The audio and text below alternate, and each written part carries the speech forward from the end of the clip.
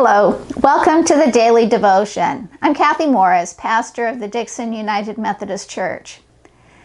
Many times we read passages from the Bible and we just look at them and we know that they are beautiful words and wonderful words, but we're not always sure why it was that the biblical writer felt it necessary to write them down.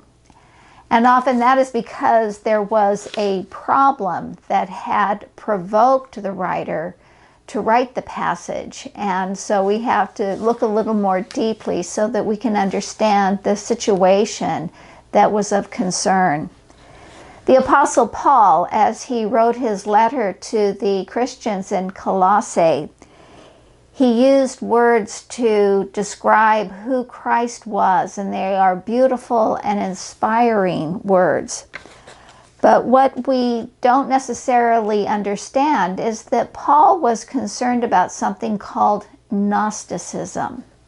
Gnosticism believed that we had to have some secret knowledge of some lore that we had received in order to experience salvation. And so what Paul said in this letter was a very strong and emphatic no. The only thing necessary for us to experience salvation is to know Christ. Our passage is Colossians chapter 2, verses 1 through 6, and I'm reading from the Common English Bible.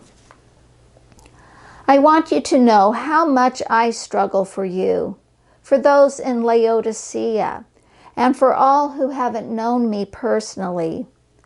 My goal is that their hearts would be encouraged and united together in love, so that they might have all the riches of assurance that come with understanding, so that they might have knowledge of the secret plan of God, namely Christ. All the treasures of wisdom and knowledge are hidden in Him. I'm telling you this so that no one deceives you with convincing arguments, because even though I am absent physically, I am with you in spirit. I'm happy to see the discipline and stability of your faith in Christ. So live in Christ Jesus the Lord in the same way as you received Him. For Paul, knowing Christ is not just about knowing a person who lived at a particular point in history, knowing when and where he lived, knowing what he did and what he said. For Paul, Christ was and is a living presence. One of the great leaders of the early church was a man by the name of Gregory of Nyssa. He lived in the 4th century in the area that is now a part of Turkey. Gregory wrote this about Christ. As no darkness can be seen by anyone surrounded by light, so no trivialities can capture the attention of anyone who has his eyes on Christ. The man who keeps his eyes upon the head and origin of the whole universe has them on virtue in all its perfection. He has them on truth, on justice, on immortality, and on everything that is good, for Christ is goodness itself. Christ is goodness itself. No darkness can be seen when we are surrounded by light.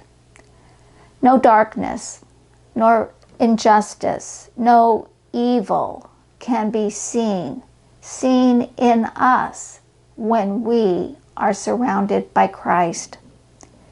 Entering into the light of Christ is love, life, and goodness.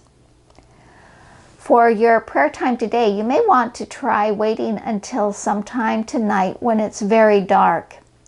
And then to sit in the darkness with just a candle or maybe a camping light, and allow yourself to notice what it is like to live within that circle of light.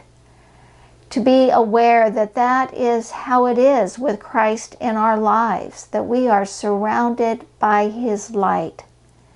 And so once you've had a chance to sit and be aware of that, then offer your thanks to God for giving us the light of Christ.